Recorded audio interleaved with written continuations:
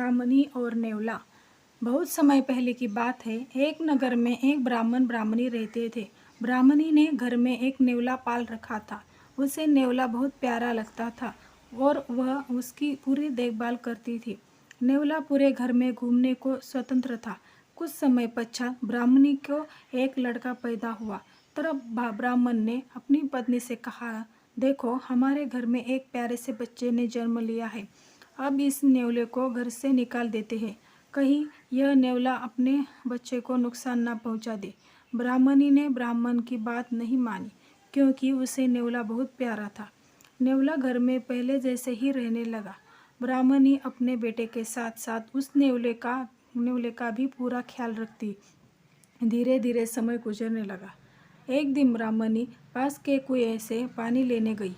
बच्चा घर पर पालने में सो रहा था और नेवला पास में ही आराम कर रहा था। इतने में कहीं से सांप आया और बच्चे के पालने की तरफ बढ़ने लगा। नेवले ने सांप को बच्चे की तरफ आते देखकर वह सतर्क हो गया।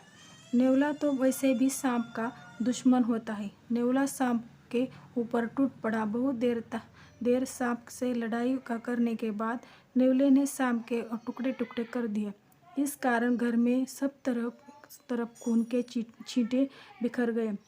नेवले का मुंह भी खून से भर गया। नेवला बहुत ही खुश हुआ कि उसने अपने मालिक के बेटे की जान बचा ली।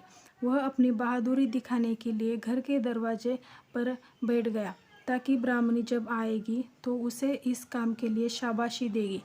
जब ब्राह्मणी कुएं से पानी लेकर लौटी तो उसने दरवाजे पर खून से सने हुए नेवले को देखा। यह देखकर वह बहुत ही घबरा गई। उसे विचार आया कि इस दुष्ट नेवले ने मेरे बेटे को मार दिया है, इसलिए वह गुस्से से आग बबूला हो गई। उसने अपने पानी से भरे हुए घड़े को नेवले के ऊपर जोर से पटक दिया। नेवला तुरंत ही मर गया। ब्राह्मणी रोती हुई घर के अंदर भागी।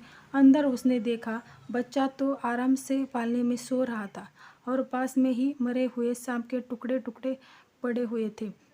वह देखते ही उसे अपनी भूल मालूम हुई। ब्राह्मणी अब पछताने लगी कि नेवले के अच्छे काम के बदले मैंने उसकी जान ले ली। ब्राह्मण जब शाम को घर लौटा तो उसे सारी बात बताई। उसने ब्राह्मणी से कहा, बिना सोच विचार जो काम किया जाता है उसका ऐसा ही परिणाम होता है। हमारे जीवन में भी बहुत सारे पल ऐसे आते हैं जिसमें हम आवेश में आ जाते हैं। ऐसे में भावनाओं में बहे बगैर पहले सोचे समझे और फिर निर्णय ले, क्योंकि कुछ देर बाद जब हमें अपनी गलती का एहसास होता है तो फिर पछताने के अलावा कुछ हाथ नहीं लगता है।